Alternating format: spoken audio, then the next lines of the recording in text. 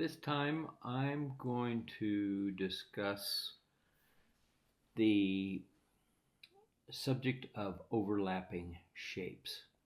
So here's a John Singer Sargent watercolor that he did, and the beauty of this is, I mean, in our discussion here, the medium is really irrelevant. I just want you to look at shapes. I want you to see how each artist utilized the overlapping shapes to create a sense of dimension, a sense of depth in their work.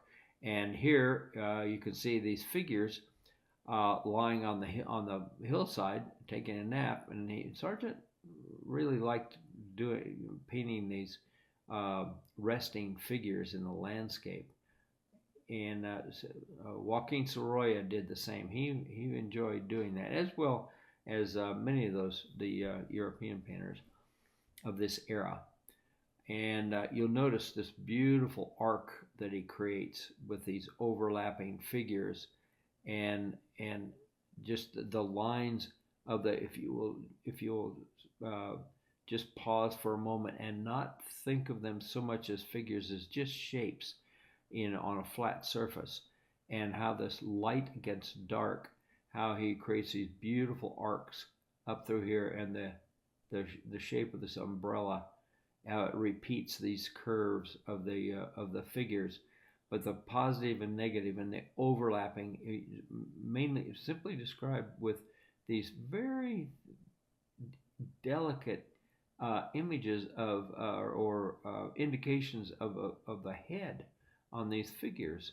I mean, nothing more than just a note of flesh up here at the top, and up here in this figure, it's just simply a shape with an umbrella, over it, shading it. So I mean, you can identify it as a figure simply because these others, the light ones against the dark ground plane, have that humanoid shape to them.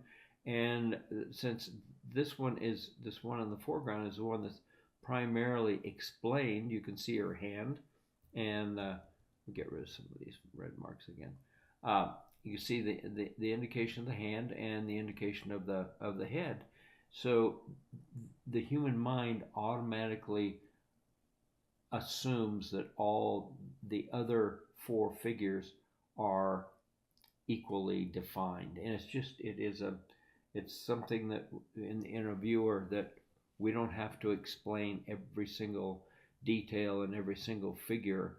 If we just explain this first one right here, then the human mind then reads the rest of them as figures, because we identify the shape. And you'll notice this really sensitive overlap of this horizon line, which is the hilltop here, how Sargent broke that line, and he did the same over here, which looks almost like an umbrella stuck in the ground. I'm not sure what that shape is, but he didn't put it there. It wasn't there by accident, and he didn't just put it there because it was there. He used it to break that line and create that overlap into the background mountains, so that you get this wonderful spatial effect working. Hi, I'm Skip Whitcomb. I'll be conducting a mentoring course on color harmony. In over 40 years of teaching, color seems to be one of the biggest mysteries. We'll be able to spend a year together developing a reliable foundation for making harmonious color decisions. There are certain irrefutable truisms in painting.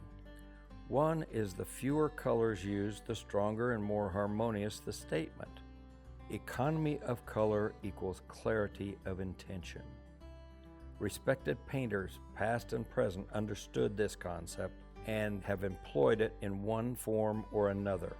We will explore the power of a limited palette, calculating progressive sequences of 3 to 6 colors, referred to as harmonic chords, and explore how to select the best color set to serve our concept.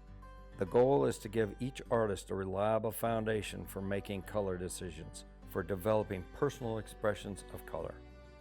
Hope to see you in the course.